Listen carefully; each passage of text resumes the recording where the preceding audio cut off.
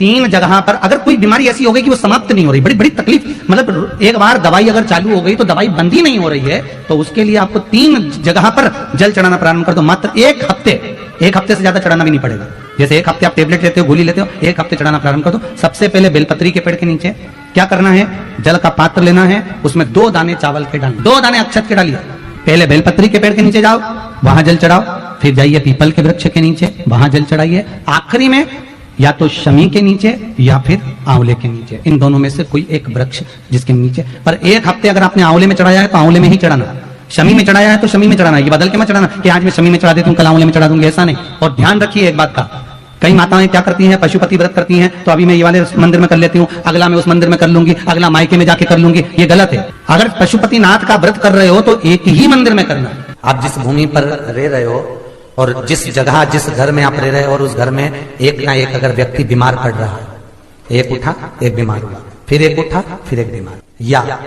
घर में 5 लोग रह रहे हैं और 5 का मन अशांत है, घर के बाहर निकलते हो मन में बहुत शांति होती है, कहीं रहते हो बहुत शांति होती है, पर घर में हो गिने हुए, एक घर में बूढ़े माँ बाप हैं, एक बेटा बहू है और उनका एक लड़का है, गिने चुने 5-6 लोग घर में रह रहे हैं। पहले जैसा तो कुटुंब भी नहीं है साहब कि 8-10 लोगों का परिवार होता था, 15-15, 20-20 लोग, इतने कम लोग घर में रह रहे हैं। उसके बाद भी यदि आपके यहाँ अशांति है, उसके बाद भी आपके यहाँ यदि कोई ना कोई बीमार पड़ रहा है, कुछ ना कुछ कष्ट है, 1 रुपया कमाया 100 रुपया खर्च हो रहा है, पैसा नहीं जुड़ रहा है, कुछ ना कुछ घर में मचा हुआ है, तो कुछ ना करिए, बस केवल एक कर्म करिए कि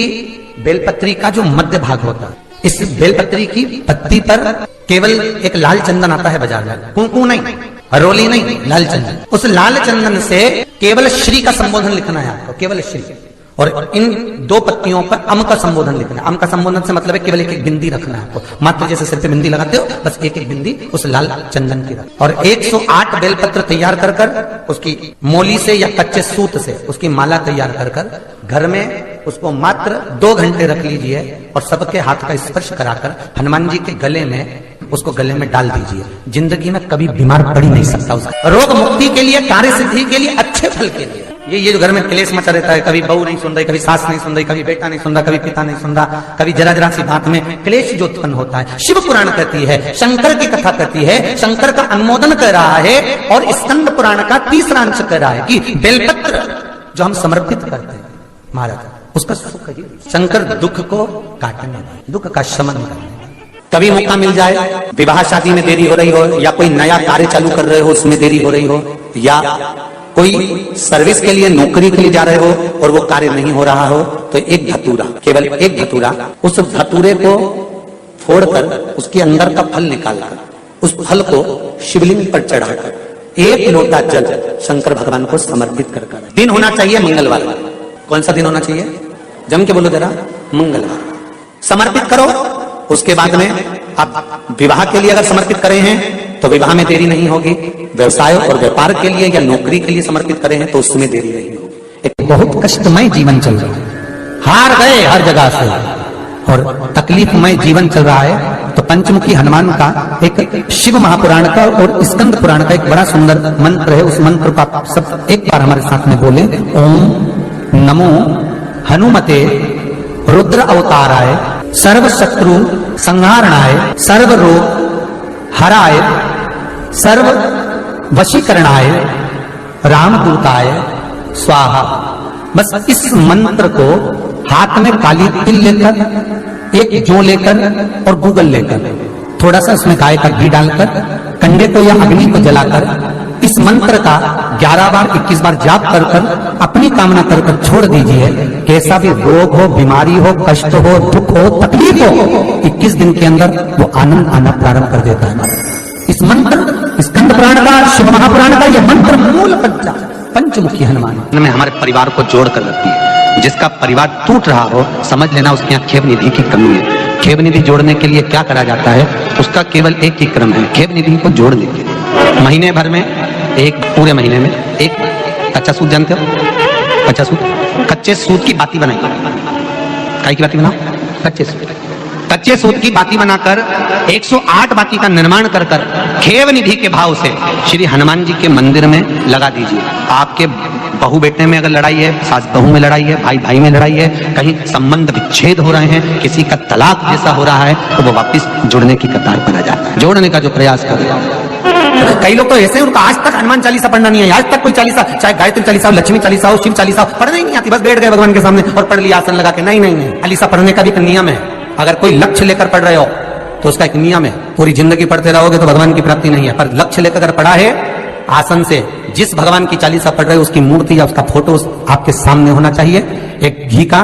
दिया, अगर हनुमान चालीसा पढ़ रहे हो तो या तो घी का दिया जलाओ, वो भी गाय के घी का हो, भैंस के घी का मत जलाना, हनुमान जी कभी प्रकट नहीं होंगे भैंस के घी से। घी का दिया लगाइए अगर चालीसा का पाठ कर रहे हो हनुमान जी का। और बहुत ज्यादा संकट है, बहुत ज्यादा परेशानी है, तो हनुमान चालीसा का पाठ करो तो तिल्ली के तेल का दिया लगाओ, काली तिल के तेल का दिया, तिल का तेल का दिया हनुमान जी के सामने आसन बिछाकर। बहुत तकलीफ है तो 3 पाठ प्रतिदिन करो, और एक आसन से जितने समय 9 बजे अगर आप बैठते हो पाठ करने तो 9 बजे ही बैठना। 11 दिन तक प्रतिदिन 3 पाठ रोज करो। एक पानी का लोटा, कलश, तांबे का जल, अर्थात तांबे का लोटा हो, स्टील का लोटा हो, तुम्हारे पास जो कलश हो, उसमें जल भरकर एक सिक्का उसमें पटक कर, एक लौंग पटक कर प्लेट से ढककर रख दो, और प्रतिदिन बस टाइम पर बैठकर पाठ करो। 11 दिन पूर्ण होंगे, जिस कामना से आपने पाठ करा है, बस वो सिक्का, वो लौंग कलश में से निकाल लो, जल का आचमन करो, और जिस काम के लिए करा है वो जल उस प्रयोग में ले लो। उस प्रयोग, किसी से बात करने जाना है तो वो जल पी कर जाएंगे, कोई से हाथ मिलाना है तो वो सिक्का, वो लौंग अपने हाथ में रखें, अपने साथ। आपकी कोई कामना है, आपका कोई भाव है, आपके हृदय की कोई बात है जो बहुत दिनों से लगे हुए हो, और बाबा हो सकता है कि किसी कारणवश पूर्ण ना हो रहा हो। एक काम गुरुदेव ऐसा अटका हुआ है कि वो काम हम करना चाह रहे हैं, व्रत भी कर लिया, अनुष्ठान भी कर लिया, पर फिर भी वो व्रत के कारणवश भी वो कार्य नहीं हो रहा, तो समझना कि कोई कार्य बड़ा भारी होगा और बाबा उसको कर नहीं रहा है, या कोई काम अटक रहा है। तो हमने पहले भी कहा, ये बीच की जो पत्ती है, ये देव अधिदेव महादेव, ये ब्रह्मा, ये विष्णु, इन दोनों पत्ती के मिलन से लेकर इस पत्ती के बीच की जो डंडी है, ये नीचे की डंडी का वर्णन नहीं कर रहे हैं, इन दोनों पत्तियों के बीच में जो डंडी है बची हुई, जो तीनों के बीच में एक डंडी का जो भाव है, ये माता जगतजननी जगदम्बा माता पार्वती। इस डंडी के नीचे का जितना भाग है, ये 33 कोटि देवताओं को दर्शाता है। पिछले वर्ष की श्रावण की कथा यदि आप निकालेंगे और उसको पेज पर जाकर आप सुनेंगे तो आपको प्राप्त होगा कि उसमें भी कहा था कि जब आप पशुपति व्रत कर रहे हो, या कोई नियम धारण कर रहे हो, या कोई आपने नियम उठा रखा है और वो कार्य आपका हो ही नहीं रहा, आपने 2 बार पशुपति व्रत कर लिए, आपने ये कर लिया, आपने प्रदोष कर लिया, आपने सोमवार कर लिया, आपने सारे अनुष्ठान कर लिए, बहुत सारे उपाय भी करे, तो भी नहीं हो रहा है, तो इस बीच वाली पत्ती पर शहद लगाकर बाबा का जो शिवलिंग है, उस शिवलिंग को इसको छुआ दीजिए या उससे चिपका दीजिए, और उस पर अपनी हथेली रखकर कामना कर कर वापिस घर को आ जाइए। बाबा आपकी वो मुराद शीघ्र 3 महीने के अंदर पूरा कर ही देता है। एक बेलपत्री में पशुपति अस्त्र का बल है महाराज, एक बेलपत्री में पशुपति अस्त्र का बल है।